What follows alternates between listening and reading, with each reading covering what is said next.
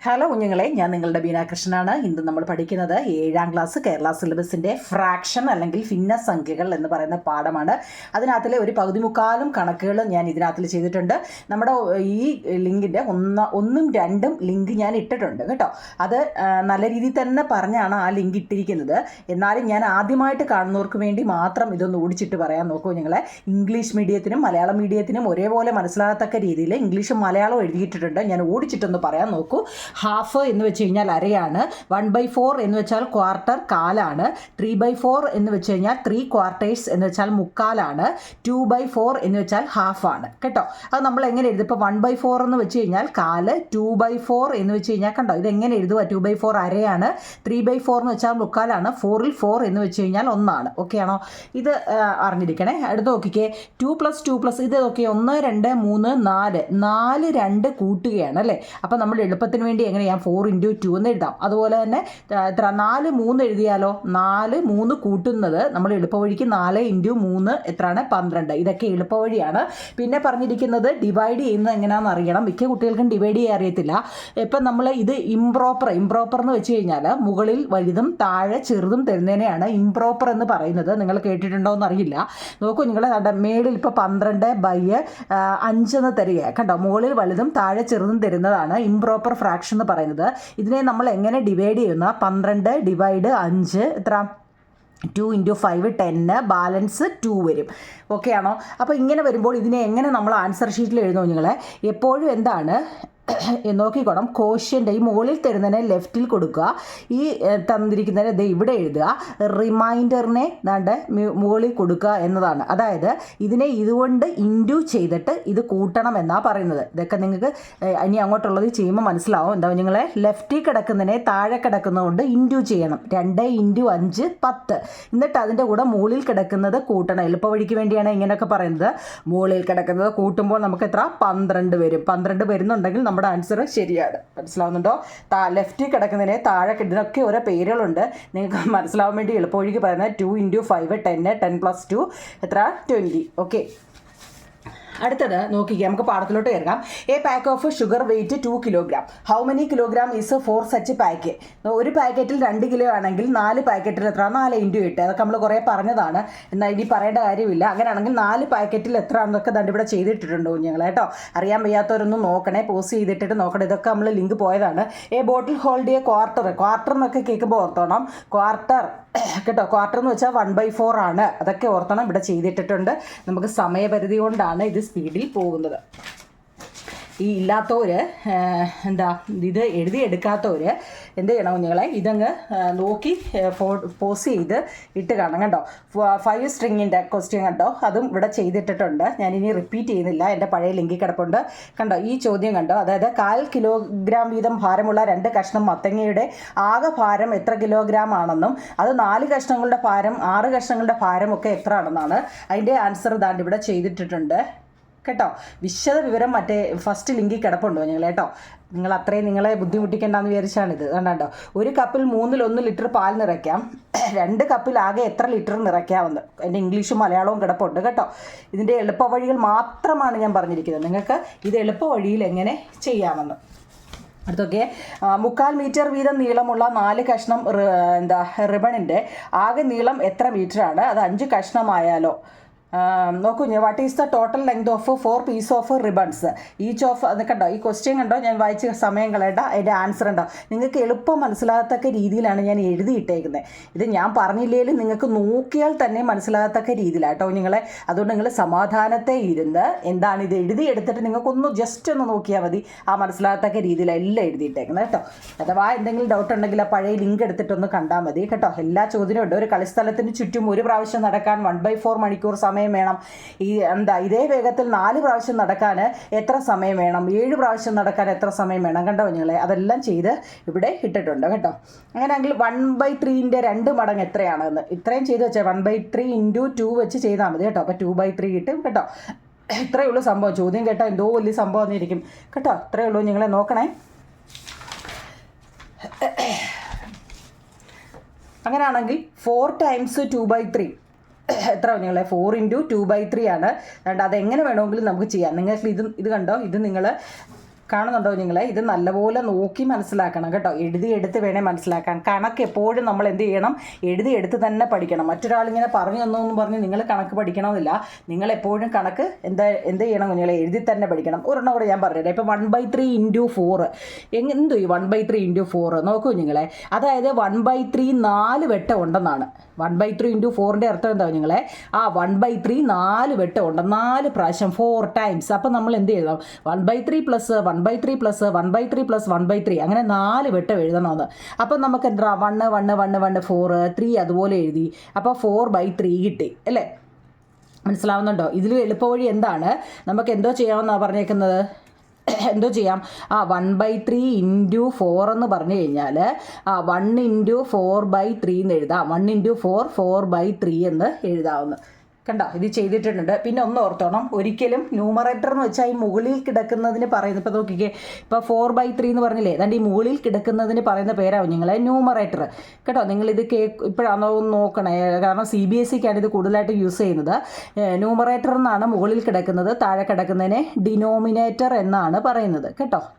Denominator അത് മറക്കല്ലേ കുഞ്ഞുങ്ങളെ. അപ്പം നോക്കിക്കേ, മുകളിൽ തരുന്നത് വലുതും താഴെ തരുന്നത് ചെറുതുമാണെങ്കിൽ നമ്മൾ എന്ത് ചെയ്യണം, പെട്ടെന്ന് അതിനെ മാറ്റിയിട്ട് ഡിവൈഡ് ചെയ്ത് കാണിക്കണം. 1 3 3 ബാലൻസ് 1. അപ്പം നമ്മൾ ഇതിനെ എങ്ങനെ എഴുതും, 1 3/1. ഇതിനെ മിക്സഡ് ഫ്രാക്ഷൻ എന്നാണ് പറയുന്നത്. 3 എണ്ണം വരുവാണെങ്കിൽ അതിനെ ഇത് കേട്ട് പേടിക്കുകയൊന്നും വേണ്ട കുഞ്ഞുങ്ങളെ. ഇതിനെ 3 ഇതിൻ്റെ അർത്ഥം എന്ന് വെച്ചാൽ 1 × താഴെ കിടക്കുന്നതിനെ ഇന്നുമ്പ് ഞാൻ പറഞ്ഞല്ലോ, താഴെ കിടക്കുന്നതിനെ ഇൻറ്റു ചെയ്തിട്ട് മുകളിൽ കിടക്കുന്നതിനെ കൂട്ടണം. 1 × 3 3 3 + 1 4. നമുക്ക് 4 കിട്ടിയില്ലയോ, എങ്കിൽ ആൻസർ ശരിയാണെന്ന്. അങ്ങനെ ഞാൻ 2 3 എണ്ണം ഇവിടെ ചെയ്തിട്ടിട്ടുണ്ട്. നിങ്ങളതിൻ്റെ ഒരു പോസ്റ്റ് ചെയ്തിട്ടിട്ട് നല്ലതുപോലെ ഇരുന്ന് കാണണം കേട്ടോ. കണ്ട് എഴുതി പഠിച്ചാൽ ഇത് എങ്ങും ഇത് നോക്കിക്കേ, ഇതൊക്കെ കാണുമ്പോഴേ നിങ്ങൾക്കറിയാം. ഇതിന് പ്രത്യേകം ഇനി എന്തുവാ, പ്രത്യേക ലിങ്ക് ഒന്നും എടുത്ത് കാണേണ്ട കാര്യമില്ല. ഇത് നോക്കുമ്പോഴേ തന്നെ അറിയാവുന്ന കാര്യങ്ങളാണ് കേട്ടോ. നോക്കിക്കേ, അടുത്ത ഒരു കപ്പിൽ 3/4 ലിറ്റർ പാലുണ്ട്. ഇത്ര 7 കുപ്പിയിൽ എത്ര ലിറ്റർ പാലുണ്ടെന്ന്. ഒരു കുപ്പിയിൽ 3/4 3/4 എന്ന് വെച്ചാൽ എന്താ വെച്ചാൽ 3/4 ലിറ്റർ പാലാണ് ഒരു കുപ്പിയിലുള്ളത് അല്ലേ. അങ്ങനെ 7 കുപ്പിയിൽ എത്ര ഉണ്ടെന്ന്. ഒന്നുകിൽ നമുക്ക് എന്തോ ചെയ്യണം, 3/4 എന്ന് 7 വെട്ടം എഴുതാം. മുമ്പ് പറഞ്ഞ പോലെ 3/4 3/4 3/4 എന്ന്, കാരണം 7 കുപ്പിയിൽ ഉണ്ട് അല്ലേ. അപ്പോൾ അതിന് എളുപ്പവഴി ഞാൻ എന്ത് പറഞ്ഞിട്ടുണ്ട്, എളുപ്പവഴി ഞാനെന്നല്ല പൊതുവേ എന്താ പറയുന്നത്, 3/4 × എത്ര കുപ്പിയിലാണോ, എത്ര കുപ്പിയിലാണ്, 7 കുപ്പി അല്ലേ. അപ്പോൾ നമ്മൾ അങ്ങനെ എഴുതാം, 3/4 × 7 അല്ലേ. അപ്പോൾ എങ്ങനെ എഴുതാം, 3 × 4/7 എങ്ങനെ വേണം കേട്ടോ. 21/4 എന്ന് അതിൻ്റെ ആൻസർ കിട്ടും. 20 അല്ലേ, 3 × 7 21 4. ഞാൻ പറഞ്ഞു എന്താണ്, ഒരിക്കലും മുകളിൽ വലുതും താഴെ ചെറുതും വരില്ല. അപ്പം നമ്മൾ എന്ത് ചെയ്യണം, അതിനെ മാറ്റിയിട്ട് ഡിവൈഡ് ചെയ്യണം. ഡിവൈഡ് ചെയ്യുമ്പോൾ നമുക്ക് എന്ത് വന്നു കുഞ്ഞുങ്ങളെ, ഇത് നിങ്ങൾക്ക് തിരിഞ്ഞു പോകല്ലേ. ഏതൊക്കെയാണ് ഇതിൻ്റെ കോഷ്യൻ്റ്, ഈ കോഷ്യൻ്റ് എന്ന് വെച്ചാൽ ഈ മുകളിൽ തരത്തില്ലേ, മുകളിൽ നമുക്ക് ആൻസർ കിട്ടത്തില്ലേ, അത് എപ്പോഴും ലെഫ്റ്റിലാണ്. മിക്കവാറും ഉള്ളവരെല്ലാം ആൻസർ എഴുതിയെന്ന് പറയും, പക്ഷേ എല്ലാം 5 താഴെയും 4 ഇപ്പുറത്തും 1 ഇപ്പുറത്തും ഒക്കെ തിരിച്ച് മറിച്ച് എഴുതുന്നുണ്ടോ കുഞ്ഞുങ്ങളെ. അതുകൊണ്ടാണ് ഞാൻ എടുത്ത് പറയുന്നത് എന്താ ഓരോന്നും എവിടെയൊക്കെ എഴുതണ്ടെന്ന് കേട്ടോ. മിക്ക പേപ്പറിലും ഓരോന്ന് അവർ ആൻസർ എഴുതി വെച്ചിട്ടുണ്ടെന്ന്, ഇത് ശരിയാ ഇങ്ങനെ എഴുതി വെക്കും, പക്ഷേ ആൻസർ ഷീറ്റ് എഴുതി വെക്കുമ്പോൾ എന്താണെന്നറിയോ, എല്ലാം തലതിരിച്ച് എഴുതി വെക്കും. അതുകൊണ്ട് ഞാൻ എടുത്ത് പറയുന്നത് എപ്പോഴും ഈ മുകളിൽ തരുന്നതിനെ ലെഫ്റ്റിലാണ് എഴുതേണ്ടത് കേട്ടോ. പിന്നെ അതിൻ്റെ ഡിവൈസർ ഇവിടെ ആണ് എഴുതേണ്ടത് കേട്ടോ. അടുത്ത റിമൈൻഡർ ഏറ്റവും ലാസ്റ്റിൽ വരുന്നതിനെ ഏറ്റവും മുകളിലും എഴുതണം, അത് മറക്കല്ലേ. അതാ ഞാൻ പ്രത്യേകം പറയുന്നത്. ഒരു ഇരുമ്പ് കട്ടയുടെ ഭാരം 1/4 കിലോഗ്രാമാണ്. ഇത്തരം 15 കട്ടയുടെ മൊത്തം ഭാരം അതും ഇവിടെ ചെയ്ത് ഇംഗ്ലീഷിലും മലയാളത്തിലും ചെയ്ത് വെച്ചിട്ടുണ്ട്. നമുക്ക് അത്രയും സമയം കളയണ്ട കേട്ടോ. ഒന്ന് ഫോട്ടോ എടുത്ത് വെച്ചേക്കണേ കേട്ടോ. അടുത്ത് നോക്കിയേ, 2 metre long rods at cut കണ്ട് അതും ചെയ്ത് വെച്ചിട്ടുണ്ടോ നിങ്ങളെ. കണ്ടോ, ഇതെല്ലാം ചെയ്ത് വെച്ചിട്ടുണ്ട്. നിങ്ങൾക്ക് എന്തെങ്കിലും അത് കണ്ടിട്ട് മനസ്സിലാവുന്നില്ല, ഇത് കണ്ടിട്ട് മനസ്സിലാവുന്നില്ല എന്നുണ്ടെങ്കിൽ മാത്രം നിങ്ങൾ മറ്റേ ലിങ്ക് എടുത്ത് കേട്ടോ. എന്തെങ്കിലും ചെറിയൊരു ഡൗട്ടാണെങ്കിലും ഒന്ന് നോക്കിക്കോ നിങ്ങൾ. ഇവിടെയൊക്കെ 5 ലിറ്റർ ഓഫ് മിൽക്ക് ഫിൽഡ് 6 ബോട്ടിൽ, 5 ലിറ്ററിന് 6 ബോട്ടിലാക്കി വെച്ചിരിക്കുക അല്ലേ. അങ്ങനെയാണെങ്കിൽ നോക്കിക്കേ, how many litre 3 bottle how many litre of milk does each bottle hold. അതായത് ഓരോ കുപ്പിയിൽ എത്ര ലിറ്റർ പാലുണ്ടെന്നാണ് ചോദിച്ചേക്കുന്നത്. എന്താ തന്നിരിക്കുന്നതിനെ എത്രയുണ്ടോ അത് വെച്ച് അങ്ങ് ഇൻഡ്യൂ ചെയ്താൽ മതി. കണ്ടോ, ഇതങ്ങ് എഴുതിയെടുക്കണേ കേട്ടോ, എഴുതിയെടുക്കണേ. അടുത്ത അതിനകത്തിലെ 6 മീറ്റർ നീളമുള്ള റിബണ് 2 സമഭാഗങ്ങളാക്കുക. ഓരോ കഷ്ണത്തിൻ്റെയും നീളം എത്ര? 6 മീറ്റർ നീളമുള്ള ഒരു റിബണാണ് കേട്ടോ. 6 മീറ്റർ നീളമുള്ള ഒരു റിബണിനെ 2ആയിട്ട് മുറിക്കാന്ന് വെച്ചാൽ നേരെ പകുതി വെച്ച് അങ്ങ് മുറിച്ചാൽ പോരാ കുഞ്ഞുങ്ങളെ. അപ്പോൾ എത്ര വരുന്നത്? 3 കേട്ടോ. അതിൻ്റെ ഇംഗ്ലീഷും മലയാളം ഒക്കെ എഴുതി വെച്ചിട്ടുണ്ട്. ഇതെല്ലാം ടെസ്റ്റിലെ ക്വസ്റ്റ്യൻ നോക്കിയാണെങ്കിൽ എഴുതിയതാണ് കേട്ടോ. ഇതെല്ലാം ഏതെങ്കിലും ഡൗട്ട് ഉള്ളത് നിങ്ങൾ എന്ത് ചെയ്യണം? പോസ്റ്റ് ചെയ്തിട്ടിട്ട് കാണണം കേട്ടോ. ഇത് ഇത്രയാണ് നമ്മൾ കഴിഞ്ഞ ലിങ്കിലിട്ടത്. എത്ര? ഒരു 10 മിനിറ്റ് അങ്ങനെ അങ്ങ് പോയി അല്ലേ കുഞ്ഞുങ്ങളെ. അടുത്ത ചോദ്യം നോക്കിയേ. നമ്മുടെ പ്രധാനപ്പെട്ട അടുത്തതിലോട്ട് കയറാം. 9 litre of milk is divided equally among 3 childrens. How many litre will each get? What if there are 4 childrens? 9 litre പാല് 3 കുട്ടികൾക്ക് ഒരുപോലെ വീതിച്ചു കൊടുത്തു. എന്താണ്? 9 ലിറ്റർ പാല് 3 കുട്ടികൾക്ക് ഒരുപോലെ വീതിച്ചു. ഒരു കുട്ടിക്ക് എത്ര പാല് കിട്ടും? അങ്ങനെയെങ്കിൽ 4 പേർക്ക് എത്ര കിട്ടുമെന്ന്. കാരണം ഇംഗ്ലീഷ് മലയാളം എഴുതി വെച്ചിട്ടുണ്ടോ നിങ്ങൾ കേട്ടോ. എന്താ ചോദ്യം കേട്ടോ. എന്താണ്? ആകെ പാലിൻ്റെ അളവ് നമുക്ക് തന്നിട്ടുണ്ട്. എത്ര? 9 ലിറ്ററിന് നമുക്ക് എന്താ ചോദ്യത്തിൽ തന്നിട്ടുണ്ട്. ഉണ്ടല്ലോ. 9 ലിറ്റർ മിൽക്ക് എന്ന് പറയുന്നുണ്ട്. ഉണ്ടോ? പിന്നെന്താ നിങ്ങളെ? കുട്ടികളുടെ എണ്ണം എത്രയാണെന്ന് പറയുന്നുണ്ട്. എന്താണ്? കുട്ടികളുടെ എണ്ണം, നമ്പർ ഓഫ് ചിൽഡ്രൻസ് എത്ര? 3 അല്ലേ. ഒരു കുട്ടിക്ക് കിട്ടുന്ന പാലിൻ്റെ അളവ്, quantity of milk each 1 get. അതായത് ആകെ പാലിൻ്റെ അളവിനെ കുട്ടികളുടെ എണ്ണം കൊണ്ട് ഡിവൈഡ് ചെയ്താൽ നമുക്ക് എത്ര ലിറ്റർ ആണെന്ന് കിട്ടുമെന്ന് മനസ്സിലായോ? എന്താണ്? ആകെ എത്ര പാലുണ്ടോ അതിനെ കുട്ടികളുടെ എണ്ണം കൊണ്ട് ഡിവൈഡ് ചെയ്യുമ്പോൾ നമുക്ക് കിട്ടുമെന്ന് മനസ്സിലായോ? ഒരു കുട്ടിക്ക് കിട്ടുന്ന പാലിൻ്റെ അളവ്. അങ്ങനെ ഒരു കുട്ടിക്ക് നമുക്ക് കിട്ടിയെങ്കിൽ എത്ര കുട്ടിക്ക് വേണമെങ്കിലും നമുക്ക് കണ്ടുപിടിക്കരുതോ നിങ്ങളെ. ഒരു കുട്ടിക്ക് 3 ആണെങ്കിൽ 2 കുട്ടിക്ക് എത്ര ആയിരിക്കും? 9 അല്ലേ? അല്ല 6. 2 കുട്ടിക്ക് അങ്ങനെ എഴുതിക്കൂടെ? അങ്ങനെയെങ്കിൽ 4 പേർക്കാണെങ്കിൽ ഇതെങ്ങനെ വീതിച്ചു കൊടുക്കുമെന്ന്. അല്ല കുഞ്ഞുങ്ങളെ, 2 കുട്ടിക്ക് 6 അല്ലല്ലോ വരുന്നത് അല്ലേ. അത് നമ്മൾ എങ്ങനെ എഴുതണം? 9/2 വെച്ച്. 2 ആണെങ്കിൽ 2 വെച്ച കേട്ടോ. ഇവിടെ 4 പേർക്കാണെങ്കിലോ 9/4 കൊണ്ട് ഡിവൈഡ് ചെയ്യണം. ഇതിൻ്റെ ഈ ഒരു ക്ലൂ അറിഞ്ഞിരുന്നാൽ മതി. മനസ്സിലായോ?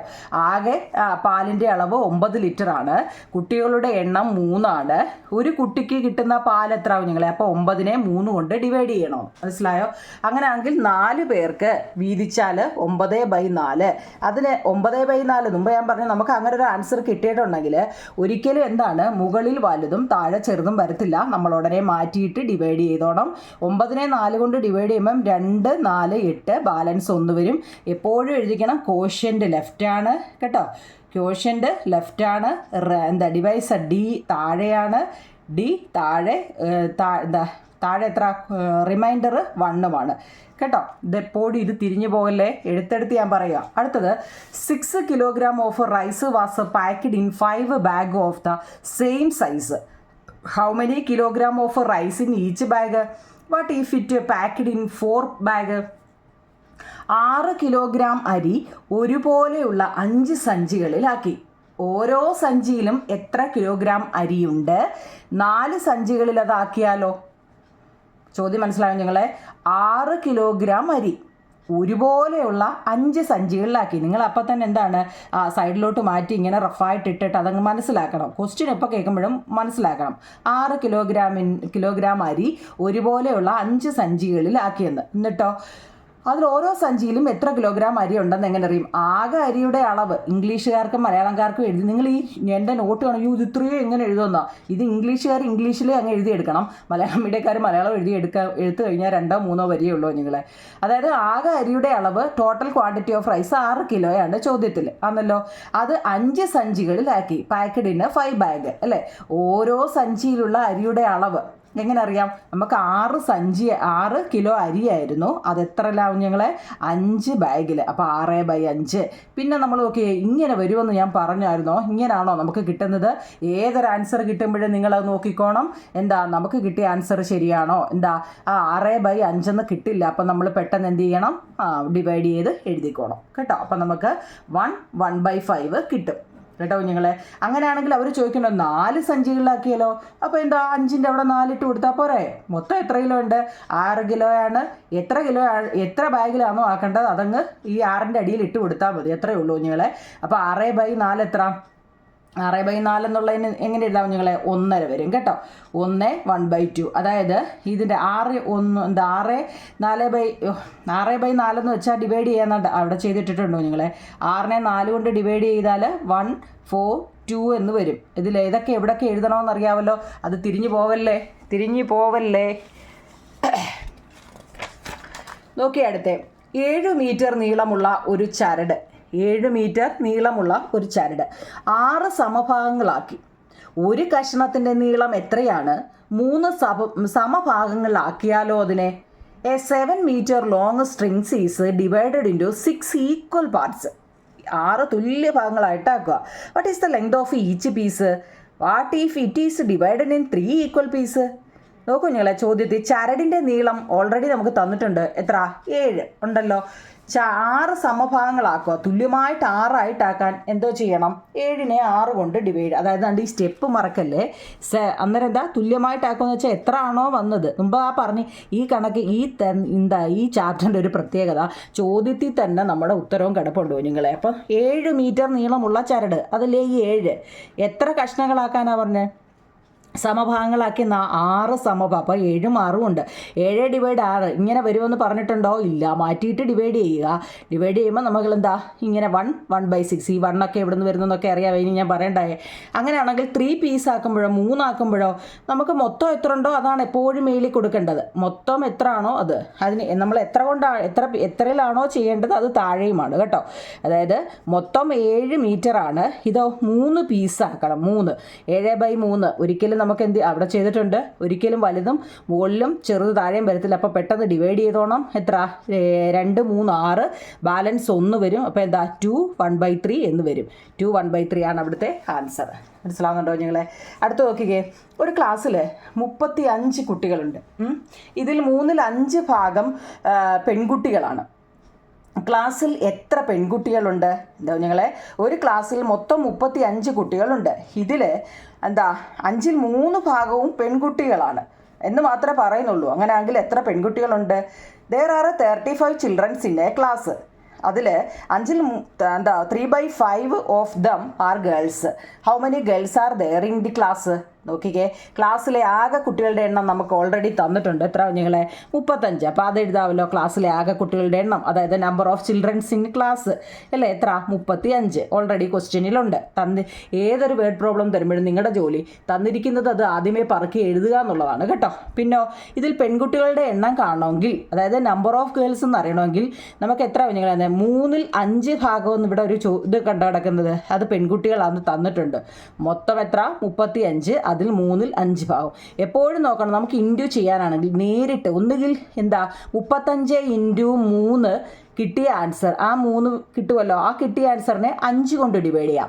അതല്ലെങ്കിൽ വെട്ടി ചെയ്യാൻ അറിയാവുന്നവർക്ക് വെട്ടി. എന്തോ ഈ വെട്ടുക എന്ന് വെച്ചാൽ ഈ മേളിൽ കിടക്കുന്നതിനെ താഴെ കിടക്കുന്നതുകൊണ്ട് വെട്ടണം.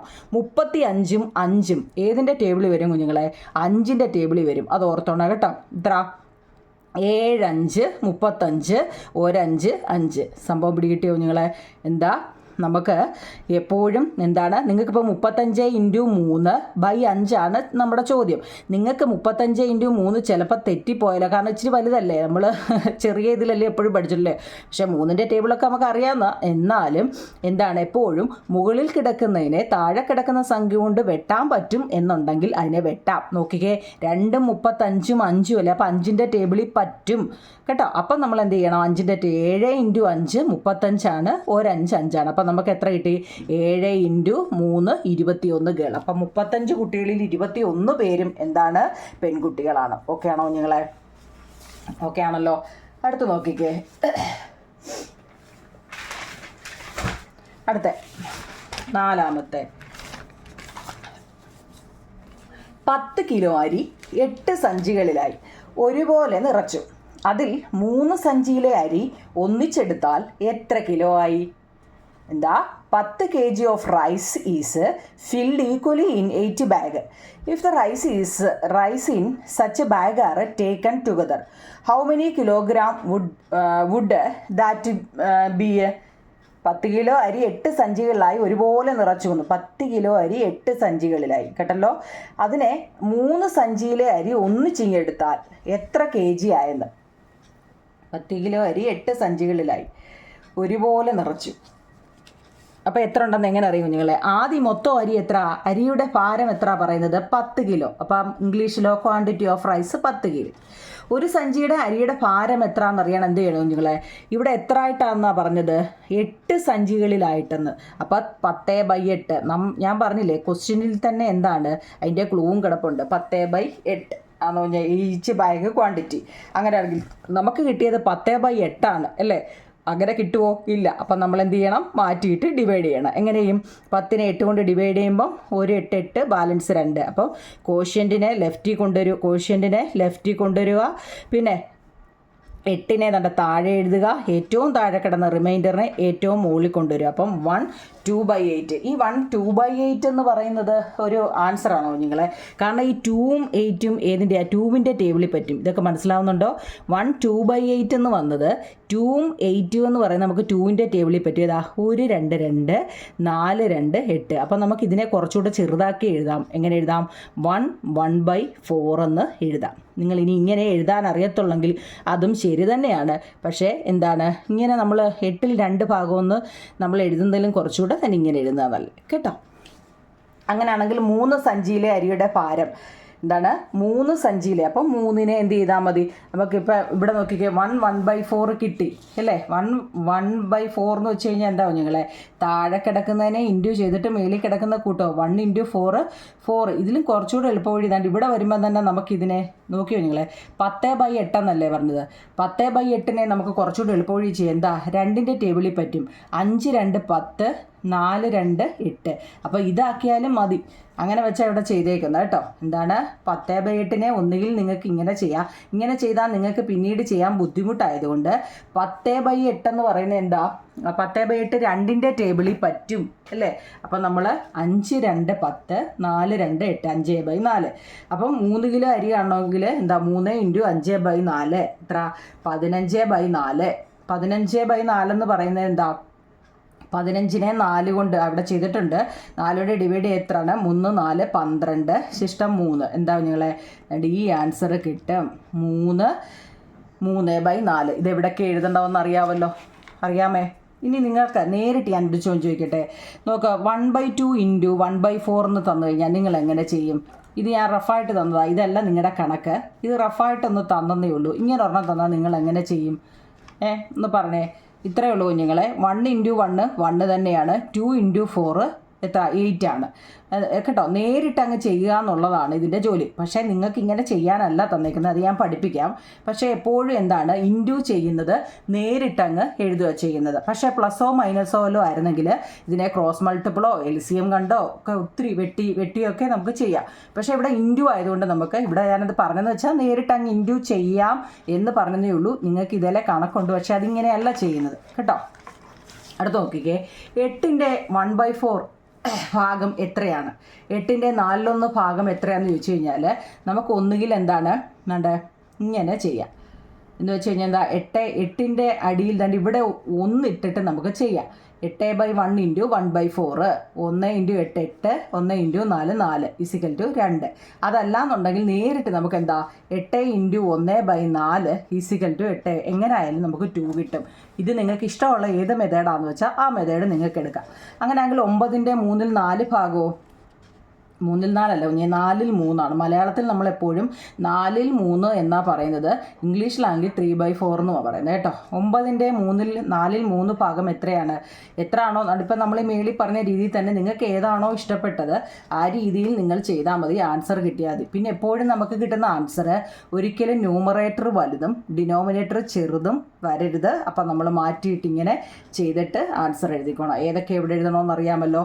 7ൻ്റെ 3 ഭാഗവും ഇപ്പം നമ്മൾ പറഞ്ഞതാണ് കേട്ടോ. മനസ്സിലായോ? ഇതങ്ങ് എഴുതിയെടുക്കണം കേട്ടോ. അടുത്തത് ടെസ്റ്റിലെ ഒരു ചോദ്യമാണ്. ചിത്രത്തിലെ ചതുരത്തിൻ്റെ പരപ്പളവ് നിങ്ങളുടെ ടെസ്റ്റിലെ ഒരു ചോദ്യമാണ്. ചിത്രത്തിലെ ചതുരത്തിൻ്റെ പരപ്പളവ് 27 ചതുരശ്ര സെൻറ്റിമീറ്റർ. അതിനെ ഒരേപോലെയുള്ള 9 ഭാഗങ്ങളാക്കുക. The area of the rectangle in the figure is 27 centimeter. It is divided into 9 equal parts. നിറം ഘടിപ്പിച്ചിരിക്കുന്ന ഭാഗത്തിൻ്റെ പരപ്പളവ് കണ്ടുപിടിക്കുക. അതായത് area of the darker part of the square centimetre. ഇവിടെ നോക്കൂ നിങ്ങളെ, ഇവിടെ ഒരു പിക്ചർ തന്നിട്ടുണ്ട് കണ്ടോ. ഇതാണൊരു പടം. നിങ്ങളുടെ ഈ പടം തന്നതിൽ ഇവിടെ ഇത്രയും ഭാഗം മാത്രം ഡാർക്ക് കളറിൽ കൊടുത്തിട്ടുണ്ടെന്ന്. എത്രയാണ്? Dark colour. ചോദ്യത്തിൽ 27 ചതുരശ്ര സെൻറ്റിമീറ്റർ പരപ്പളവ് എന്ന് വെച്ചാൽ ഏരിയ നമുക്ക് ഇതൊരു റെക്റ്റാങ്കിൾ ആണെന്ന് കണ്ടപ്പോഴേ മനസ്സിലായി അല്ലേ, കാരണം ഓപ്പോസിറ്റ് സൈഡ് ഈക്വൽ ആണ്. ഇതിൻ്റെ ഏരിയ തന്നിട്ടുണ്ട് എത്രയാണ്? 27 ചതുരശ്ര സെൻറ്റിമീറ്റർ. അപ്പം നമുക്ക് എങ്ങനെ എഴുതാം? ചതുരത്തിൻ്റെ പരപ്പളവ് അല്ലെങ്കിൽ ഏരിയ ഓഫ് റെക്റ്റാങ്കിൾ ഓൾറെഡി ക്വസ്റ്റ്യനിൽ തന്നിട്ടുണ്ട് 27 ചതുരശ്ര സെൻറ്റിമീറ്റർ. ഇനി ഇതിനെ എത്ര ഭാഗങ്ങളാക്കാനാണ് പറഞ്ഞത്? 9 ഈക്വൽ പാർട്സ്, 9 തുല്യ ഭാഗങ്ങളാക്കാൻ. 9 തുല്യ ഭാഗങ്ങളാക്കാൻ.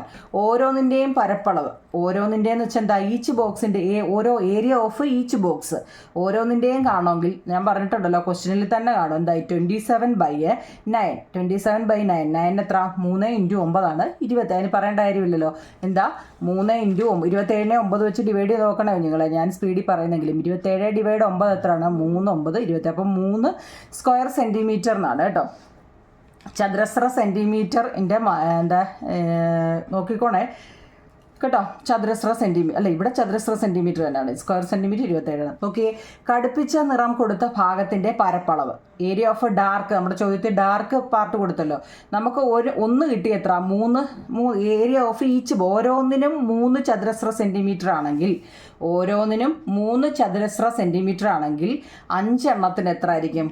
5 എണ്ണത്തിന് 5 × 3 15 സ്ക്വയർ സെൻറ്റിമീറ്റർ. ഇത്രയേ ഉള്ളൂ നിങ്ങളെ ആൻസർ. എളുപ്പമല്ലേ? ഇത് നിങ്ങൾ എഴുതിയെടുക്കണം. ഇത് നോക്കിയിരിക്കരുത്, ഒരു കണക്കും നോക്കിയിരിക്കരുത്, എഴുതി തന്നെ പഠിക്കണം കേട്ടോ. എല്ലാ കണക്കും ഇത് ടെസ്റ്റിലെ കണക്കാണ്. ഇത് കണ്ടോ, ഞാൻ നിങ്ങൾ ചോദിക്കും ഇത് ഇത്രയും വലിയ, പക്ഷേ ഇത് മലയാളക്കാർക്ക് മലയാളവും ഇംഗ്ലീഷും എഴുതിയോണ്ടാണ് ഇത്രയും കാണുന്നത്. നിങ്ങൾ നിങ്ങളുടെ ഏതാണെന്ന് വെച്ചാൽ അതങ്ങ് എഴുതിയെടുക്കാം. നോക്കിക്കേ, അടുത്ത ഏറ്റവും ഇമ്പോർട്ടൻ്റ് ആയി. ഇപ്പം ഞാൻ മുമ്പ് പറഞ്ഞതല്ലോ 1/2 × 1/4 എന്നുള്ളതിനെ നമ്മൾ എന്ത് ചെയ്യും? ആൻസർ നമുക്ക് കിട്ടുന്നത് അറിയാം. എന്താ? 1/8 ആണെന്ന് നമുക്കറിയാം. പക്ഷേ ചതുരങ്ങൾ വരച്ചിട്ട് ഗുണനഫലങ്ങൾ കണക്കാക്കുക എന്നാ പറയുന്നത്. ചതുരങ്ങൾ വരച്ച് അതിൻ്റെ ഗുണനഫലങ്ങൾ കണക്കാക്കുക. നോക്കൂ നിങ്ങളെ, 1/2 × 1/4 എന്ന് വെച്ച് കഴിഞ്ഞാൽ 1/2 ഇൻറ്റു എന്ന് വെച്ചാൽ അതിൻ്റെ അർത്ഥം ഓഫ് എന്നാണ്, ഇൻ്റെ കേട്ടോ. അതായത് 1/2 × 1/4 എന്ന് വെച്ചാൽ എന്താ? 1/4 എന്നാകുന്നത്. ആദ്യമേ നമ്മൾ എന്ത് ചെയ്യണം? ഒരു റെക്റ്റാങ്കിൾ വരയ്ക്കണം. ആദ്യമേ നിങ്ങളുടെ ജോലി എന്താണ്? ഒരു റെക്റ്റാങ്കിൾ, എളുപ്പമുള്ള വഴി മാത്രമാണ് നിങ്ങൾ പറയുന്നത്. ഒരു റെക്റ്റാങ്കിൾ വരയ്ക്കുക. ആ റെക്റ്റാങ്കിളിനെ എത്ര ആക്കുക? 1/4. 1/4 എന്ന് വെച്ചാൽ 4/1. എന്താണ്? 4/1. ഇവിടെ എല്ലാം കാണിച്ചിട്ടുണ്ട്. 4/1 വെച്ചാൽ എന്താ? ഇത് 4/1 4/1 4/1 4/1. ഇപ്പം മനസ്സിലായോ? നിങ്ങൾക്ക് മനസ്സിലാവാൻ വേണ്ടി ഇങ്ങനെ വരച്ചേട്ടോ. 4 ഓരോ ഭാഗം വീതം. ഇനി അതിൽ 4/1 2/1 പറഞ്ഞത്. ഒരു ഭാഗം 2/1. നോക്കി, ഇത് 4/1 ഇത് 4. ഇത് ഒരു ഭാഗം എന്ത് ചെയ്യുക? നേർ പകുതി. 2/1 എന്ന് പറയുന്നത് എന്തുകൊണ്ടാണെന്നറിയോ? അതായത് 4/1 അല്ലേ? 4/1 ഇത് ഈ ഒരു ഭാഗം 2/1 ആക്കാൻ. 2/1 വെച്ചാൽ നേർ പകുതി. 2/1 വെച്ചാൽ എന്താ? പകുതി എന്നല്ല അർത്ഥം, പകുതിയാക്കാൻ. അപ്പോൾ ഇത് പകുതിയായത് കണ്ടോ. അപ്പോൾ നമ്മൾ ആൻസർ എഴുതുമ്പോൾ എങ്ങനെ എഴുതും? 1/2 × 1/4 = 1 × 1. മുമ്പ് ഞാൻ പറഞ്ഞല്ലോ 1 × 1 1, 2 × 4 8 ആണ്. അപ്പോൾ പിടികിട്ടിയോ? ആ പടം കണ്ടാൽ മനസ്സിലാവണേ നിങ്ങളെ, പടം. അങ്ങനെയാണെങ്കിൽ അതേപോലെ ഒരെണ്ണം താഴെ കൊടുത്തിട്ടുണ്ട്. 1/3 × 1/6. ഇതും എന്താണ്? 1/6ൻ്റെ 3ൽ ഒരു ഭാഗം കാണുക. അതായത് ആദ്യം നമ്മൾ എന്ത് ചെയ്യണം? ഒരു റെക്റ്റാങ്കിൾ വരയ്ക്കുക. ആ റെക്റ്റാങ്കിളിനെ എന്ത് ചെയ്യുക? 6/1 ആക്കുക. ഇവിടെ 4/1 അല്ലായിരുന്നോ മൂളി? 4/1. ഇനി അടുത്ത എന്താ? 6/1 ആക്കുക. 1 2 3 4 5 6 എല്ലാം 6/1 ആക്കുക. ഇനി അതിൽ ഒരെണ്ണം എന്താണ്? 3/1 ആക്കാൻ. അതിൽ 1 2 3 4 5 അതിൽ ഒരെണ്ണം എന്ത് ചെയ്യുക? 3/1 ആക്കുക എന്ന് വെച്ചാൽ ഇതിനെ വീണ്ടും 3 ആക്കുക. 3 ഭാഗമായിട്ട് തിരിക്കുക. 3 ഉള്ള ഇത് 1 2 3 3/1 ആക്കുക കേട്ടോ. ഇത്രയേ ഉള്ളൂ സംഭവം. ഇത് എന്താ? വരച്ച് കാണിക്കാനാണ്. അതായത് നമ്മുടെ ചോദ്യം 1/3 × 1/6 = 1/18. പറഞ്ഞാൽ മനസ്സിലായില്ലെങ്കിൽ നിങ്ങൾക്ക് ഈ പടം നോക്കിയാൽ മനസ്സിലാവും കുഞ്ഞുങ്ങളെ. ഞാൻ പറഞ്ഞത് മനസ്സിലായില്ലെങ്കിൽ ഈ പടം നോക്കിയാൽ നിങ്ങൾക്ക് മനസ്സിലാവും കേട്ടോ. ഇന്ന് ഇത്രയും മതി. ഇതിപ്പോൾ ഫുൾ ചാപ്റ്ററോട് നമ്മൾ ഓടിച്ചിട്ട് പഠിച്ചതുകൊണ്ടാണ് ഇത്രയും സമയം എടുത്തത്. എന്നാലും ഒരുവിധം ഒരു 175% ക്വസ്റ്റ്യൻ ആൻസർ ഞാൻ ഈ ചാപ്റ്ററിൽ ആക്കിയിട്ടുണ്ട്. ബാക്കി നമുക്ക് ഒരു ക്ലാസ്സും കൂടെ കൊണ്ടുവന്ന് അവസാനിപ്പിക്കാം കേട്ടോ. ഓക്കെ, മനസ്സിലായിട്ടുണ്ടെങ്കിൽ മനസ്സിലായത് പറയണേ കുഞ്ഞുങ്ങളെ കേട്ടോ. Thank you.